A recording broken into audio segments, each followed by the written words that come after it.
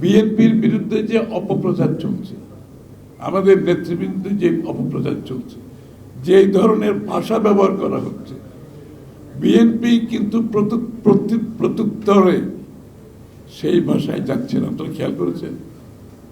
আমরা কিন্তু এগুলোকে গ্রহণ করছি, হজম করছি, কিন্তু আমরা আমাদের ভাষায় কথা বলছি, আমরা রাজনীতির ভাষায় কথা বলছি, আমরা গণতন্ত্রের ভাষায় কথা বলছি। এটা আমাদেরকে ধারণ করতে হবে। এটাই হবে আগামী দিনের বাংলাদেশের রাজনীতি। আরেকজন আপনাকে যেই লেভেলে নামাতে চাচ্ছে সেখানে নামার দরকার নেই। আমার বিরুদ্ধে যখন ওবায়দুল কাদের বক্তব্য রাখতো, সাংবাদিকরা আমার কাছে এসে বলতে, খসরু ভাই এটার আপনার বিরুদ্ধে এগুলো বলছে, আপনি কি বলবেন? আমি বলছি, শুনো, আমি যদি এটার উত্তর দিতে যাই, আমাকে যেখানে নামতে হবে আমি তো সেখানে নামবো না, আমি নামবো না সেখানে। সুতরাং আমার কোনো উত্তর নেই।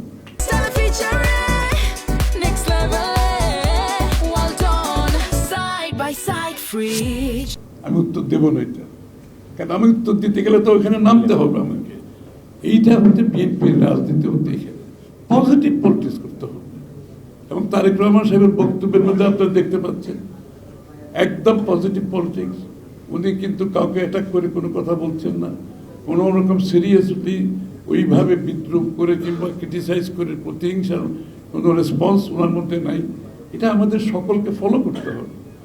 এটাই বাংলাদেশের মানুষের প্রত্যাশা আগামী দিনের জন্য। আগামী দিনে বিএনপির চিন্তাটাকে আমরা সব খোলাখুলিভাবে করছি।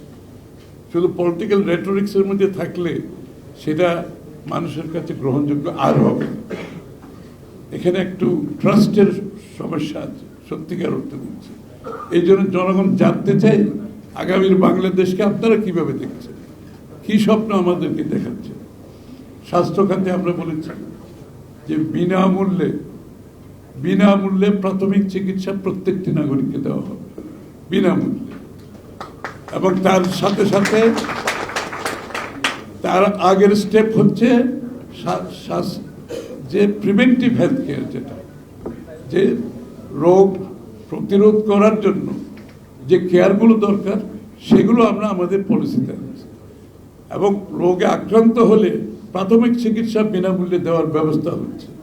তার পরবর্তী স্টেজে, অর্থাৎ আপনি গ্রামে গঞ্জে বসে আপনার চিকিৎসা পাবেন, সেখানে আপনার চিকিৎসা উপস্থিত থাকতে হবে। এবং তারপর স্টেজে যদি আপনার না হয় তো আপনি শহরে যাবেন, ওখানে চিকিৎসার ব্যবস্থা থাকবে। তা না হলে ডিভিশন শহরে যাবে, তারপরে ঢাকায় যে আসতে হবে দরকার তো নেই। আমরা শিক্ষা ব্যবস্থায় আমরা পুরো বড় ধরনের পরিবর্তন আনতে যাচ্ছি। এবং শিক্ষা ব্যবস্থায় সাধারণ শিক্ষার সাথে আমরা কারিগরি শিক্ষাটা স্কুল থেকে শুরু করতে যাচ্ছি। কারণ স্কুল থেকে কারিগরি শিক্ষা না হলে ছেলে মেয়েদের মাথায় ঢুকে দেয় যে কারিগরি ব্যাপারটা, তাদের মাথায় ঢুকে দেয়। সবাই matric, IA, BA, MA, PhD করার দরকার নেই। চায়নাতে 60% ছাত্ররা ভোকেশনাল এডুকেশনে চলে যায়, স্কিল ডেভেলপমেন্ট চলে যায়। এবং এইটাই হচ্ছে বড় শক্তি অর্থনীতির জন্য। আর যারা উপরের দিকে দেয় সেটা ভিন্ন ধরনের শক্তি। সুতরাং আমরা শিক্ষা ব্যবস্থায় বড় পরিবর্তন হচ্ছে। আমরা 1 কোটি কর্মসংস্থানের ওয়াদা করেছি 18 মাসে। আই রিপিট, 18 মাসে 1 কোটি কর্মসংস্থান ওয়াদা করেছি। এখন ওয়াদা করলে রাজনীতিবিদরা বিশ্বাস করবে কেন? কিন্তু আমরা কিভাবে বাস্তবায়ন করব সেই পরিকল্পনা আমরা সমাপ্ত করছি। কোন সেক্টরে কত হবে, কত কর্মসংস্থান হবে, কত আত্মকর্ম। আমরা কিন্তু আত্মকর্মসংস্থানের উপর অনেক বেশি জোর দিচ্ছি। কর্মসংস্থান তো আছে, আত্মকর্মসংস্থানের উপর বেশি জোর দিচ্ছি।